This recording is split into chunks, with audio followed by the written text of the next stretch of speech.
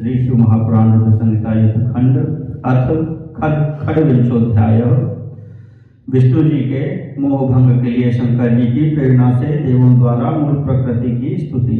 मूल प्रकृति द्वारा आकाशवाणी के रूप में देवों को आश्वासन, देवताओं द्वारा त्रिगुणात्मिका देवियों का स्तवन, विष्णु का मोहनाश, धात्री, आंवला, मालती तथा तुलसी की उत्पत्ति का आख्यान। व्यासुवाच ब्रह्मपुत्र नमस्तेस्तु धन्यस्त्वं शैव सत्तं यच्छाविता महादेव्या कथेयं शांतली शुभा।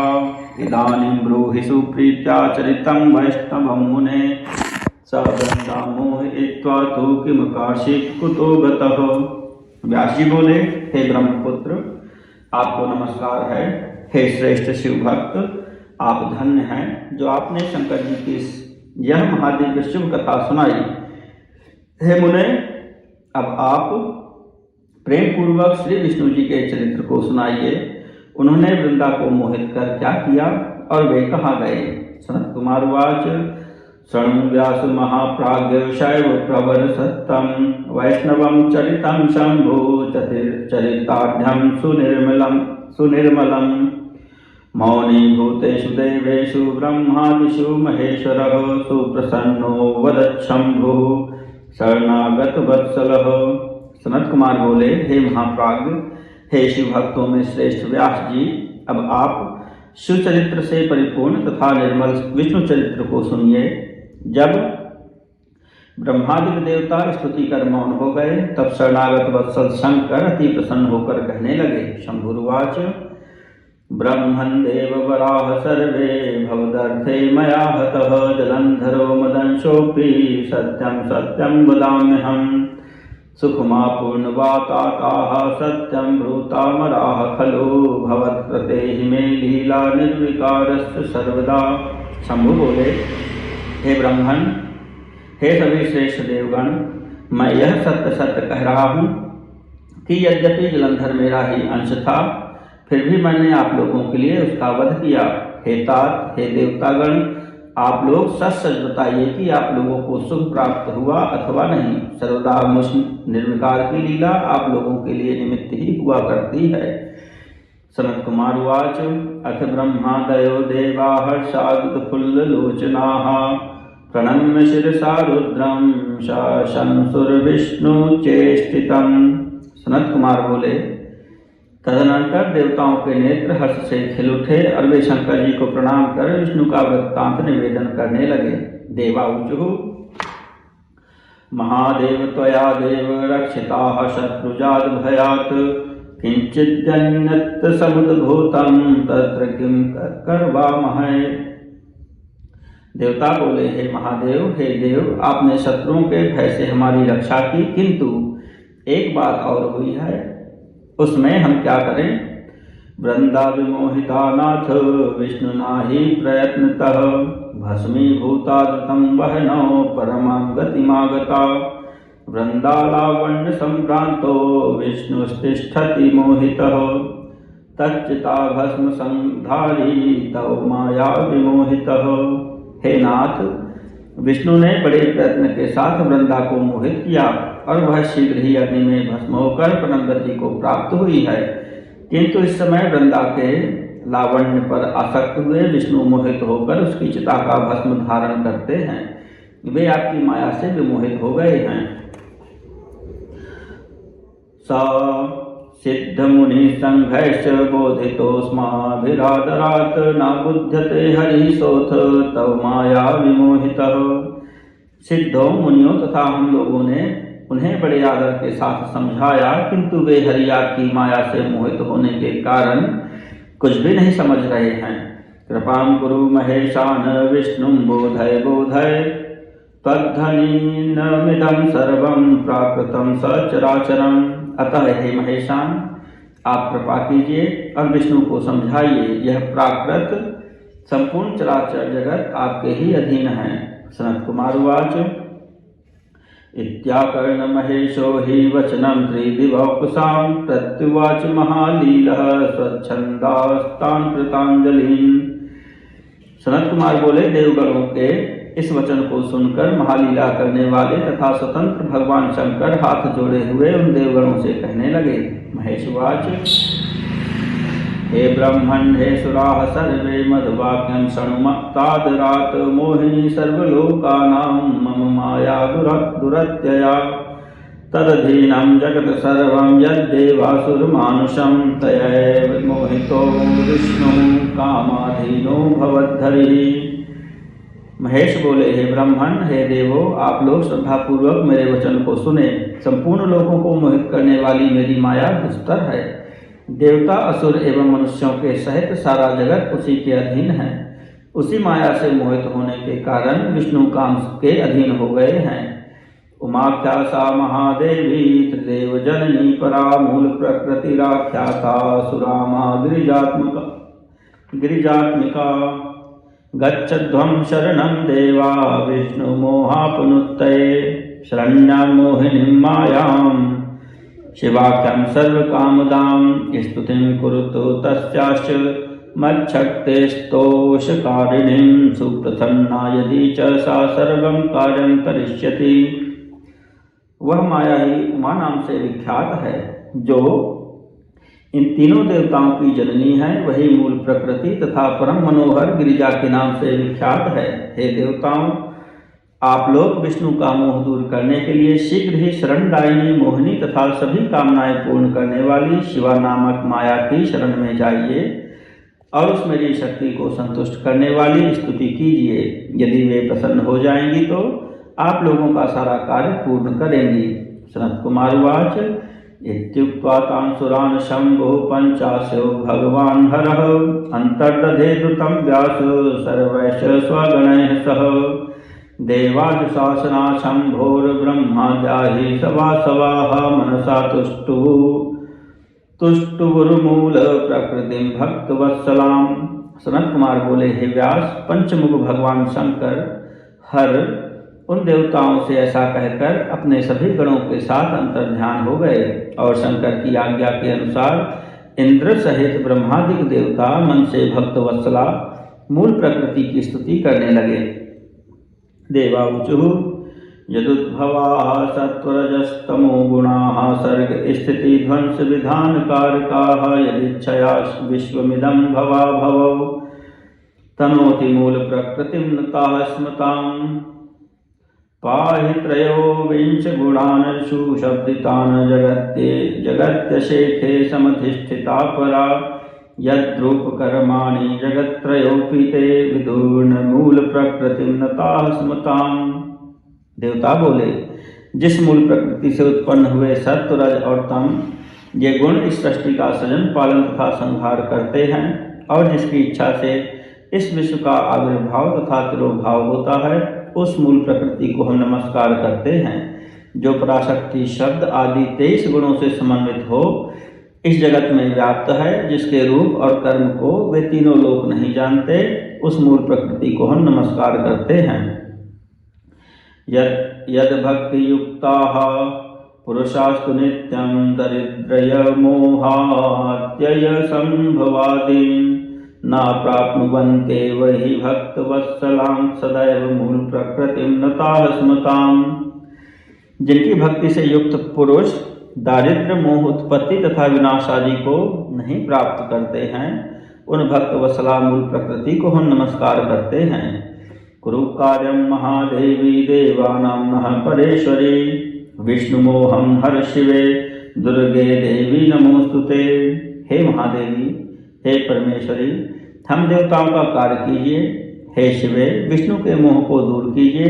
हे दुर्गे, आपको नमस्कार है।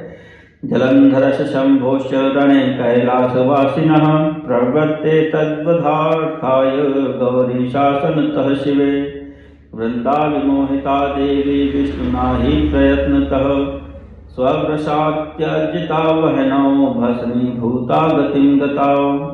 हे देवी, कैलासवासी शंकर एवं जलंधर के युद्ध में उसका वध करने के लिए शिव के प्रवृत्त होने पर गौरी के आदेश से ही विष्णु बड़े प्रयत्न के साथ वृंदा को मोहित किया। विष्णु ने बड़े प्रयत्न के साथ वृंदा को मोहित किया और उसका सतित्व नष्ट किया। तब वह अग्नि में भस्म हो गई और उत्तम गति को प्राप्त हुई। जलंधरो हतो युद्धे तद्भयान्मोचिता वयं गिरीशेन कृपां कृत्वा भक्तानुग्रहकारिणा। तब भक्तों पर अनुग्रह करने वाले शंकर ने हम लोगों पर कृपा करके जलंधर का वध कर दिया और हम सभी को उसके भय से मुक्त भी कर दिया है। तदा गया वयं सर्वे शरणं ते समागताः त्वं ही शंभुर्युवां देवी भक्तोद्धार परायणौ। हे देवी, हम सभी उन शंकर की आज्ञा से आपकी शरण में आए हैं, क्योंकि आप और शंकर दोनों ही अपने भक्तों का उद्धार करने में निरत रहते हैं। वृंदालावण्य संभ्रांतो विष्णुस्तिष्ठति तत्र वै तच्चिता भस्म संधारी ज्ञान भ्रष्टो विमोहितः। हे भगवती, वृंदा के लावण से भ्रमित हुए विष्णु इस समय ज्ञान से भ्रष्ट तथा विमोहित होकर उसकी चिता का भस्म धारण कर वहीं स्थित हैं। संसिद्ध सुर संघर्ष बोधितोपि महेश्वरी न बुध्यते हरि सोथ तव माया विमोहितः। कृपां कुरु महादेवीं हरि बोधय बोधय यथा श्लोकं पायात्स सुचित्तः सुर कार्यकृत। हे महेश्वरी, आपकी माया से मोहित होने के कारण सिद्धों तथा देवताओं के द्वारा समझाए जाने पर भी वे विष्णु नहीं समझ रहे हैं। हे महादेवी, कृपा कीजिए और विष्णु को समझाइए, जिससे देवताओं का कार्य करने वाले वे विष्णु स्वस्थ चित्त होकर अपने लोक की रक्षा करें।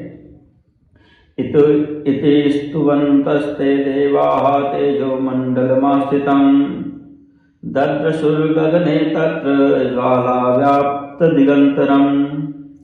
तन्मध्याद् भारतीं सर्वे ब्रह्माद्याश्च सवासवाः अमराः शुश्रूभुर्व्यास कामदां व्योमचारिणीम्। इस प्रकार की स्तुति करते हुए देवताओं ने अपनी कांति से समस्त दिशाओं को व्याप्त किए हुए एक तेजोमंडल को आकाश में स्थित देखा। हे व्यास, इंद्र सहित ब्रह्मा आदि सभी देवताओं ने मनोरथों को देने वाली आकाशवाणी उस तेजोमंडल के मध्य से सुनी। आकाशवाणी वाच अहमेव त्रिधा भिन्ना तिष्ठामि त्रिविधैर्गुणैः गौरी लक्ष्मी सुरा ज्योतिरजस्तत्तमो गुणैः। तत्र गच्छत यूयं वै तासामन्तिक आदरात् मदाज्ञया प्रसन्नास्ता विद्यास्यन्ते तदीक्षितम्। आकाशवाणी बोली, हे देवताओं, मैं ही 3 प्रकार के गुणों के द्वारा अलग अलग 3 रूपों में स्थित हूँ। रजोगुण रूपी से गौरी, सत्वगुण से लक्ष्मी और तमोगुण से सुराज्योति के रूप में स्थित हूँ। अतः आप लोग मेरी आज्ञा से उन देवियों के समीप आदरपूर्वक जाइए, वे प्रसन्न होकर उस मनोरथ को पूर्ण करेंगी। सनत कुमार वाच शृण्वतामिति तां वाच मंतरधानमगान्मह देवानां विस्मयोत्फुल्लनेत्राणां तत्तदा मुने। ततः सर्वेऽपि ते देवाः श्रुत्वा तद्वाक्यमादरात् गौरीं लक्ष्मीं सुरां चैव नेमुस्तद्वाक्यचेदिता।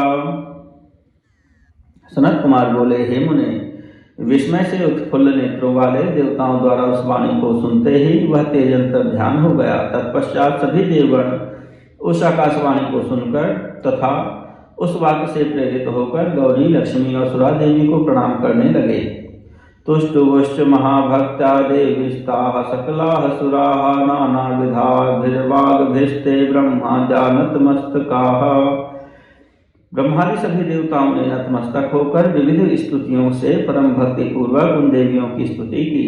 ततो रम्यासदेव देव्यस्ता आविर्भूताश्च तत्पुरः महाद्भुतः स्वतेजोभिर्भासयन्तो दिगन्तरम्।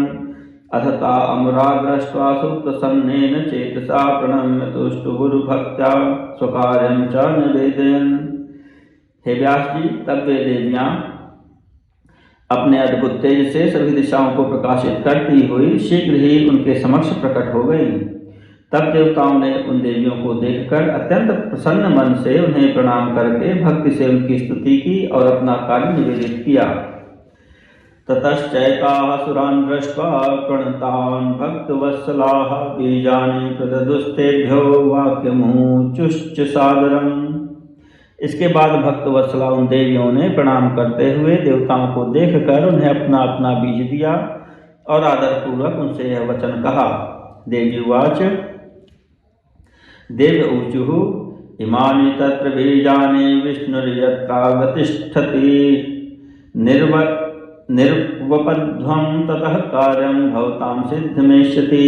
देवियाँ बोली, हे देवगणों, जहाँ विष्णु स्थित हैं वहाँ इन बीजों को बो देना, इससे आप लोगों का कार्य सिद्ध हो जाएगा। सनत कुमार वाच इत्युक्त्वा तास्ततो देव्योऽन्तर्हिता अभवन् मुने रुद्र विष्णु विधीनां हि शक्तयस्त्रिगुणात्मिकाः। ततस्तुष्टाः सुराः सर्वे ब्रह्माद्याश्च सभासभाः तानि बीजानि संग्रह्य ययुर्यत्र हरिः स्थितः। सनत कुमार बोले, हे मुने, इस प्रकार कहकर वे देवियां अंतर्ध्यान हो गईं। वे ब्रह्मा विष्णु तथा रुद्र की त्रिगुणात्मक शक्तियां थीं। तब इंद्रादि सहित ब्रह्मा आदि सभी देवता प्रसन्न हो गए और उन बीजों को लेकर वहां गए जहां भगवान विष्णु स्थित थे। वृंदाचिता भूमितले चिक्षिपुस्तानि ते सुराः स्मृत्वा ताः संस्थितास्तत्र शिवशक्त्यंश का मुने। हे मुने, उन देवताओं ने वृंदा की चिता के नीचे भूतल पर उन बीजों को डाल दिया और उन शिव शक्तियों का स्मरण करके वे वहीं पर स्थित हो गए। निक्षिप्तेभ्यश्च बीजेभ्यो वनस्पत्यस्त्रयो भवन् धात्री च मालती चैव तुलसी स मुनीश्वर। धात्र्युद्भवा स्मृता धात्री महाभवा मालती स्मृता गौरी भवा च तुलसी तमः सत्वरजो गुणाः। हे मुनीश्वर, उन डाले गए बीजों से धात्री, मालती और तुलसी नामक तीन वनस्पतियां उत्पन्न हो गईं। धात्री के अंश से धात्री, महालक्ष्मी के अंश से मालती और गौरी के अंश से तुलसी हुई, जो तम, सत्व तथा रजोगुण से युक्त थी। विष्णुर्वनस्पतिर्दृष्ट्वा तदा स्त्रीरूपिणीर्मुने उदत्तिष्ठत्तदा तासु रागातिशय विभ्रमः। दृष्ट्वा च याचते मोहात् कामासक्तेन चेतसा तं चापि तुलसी धात्री रागेणैवावलोकताम्। हे मुने, तब स्त्री रूपिणी उन वनस्पतियों को देखकर उनके प्रति विशेष राग विलास के विभ्रम से युक्त होकर विष्णु जी उठ बैठे। उन्हें देखकर मोह के कारण कामासक्त चित्त से वे उनके प्रेम की याचना करने लगे। तुलसी एवं धात्री ने भी रागपूर्वक उनका अवलोकन किया।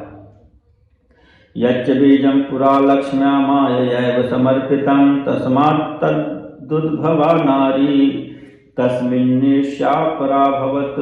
अतः स बर्बरीत्याख्यां वापातीव गर्हितां धात्री तुलस्य तद्रागात् तस्य प्रीतिप्रदे सदा।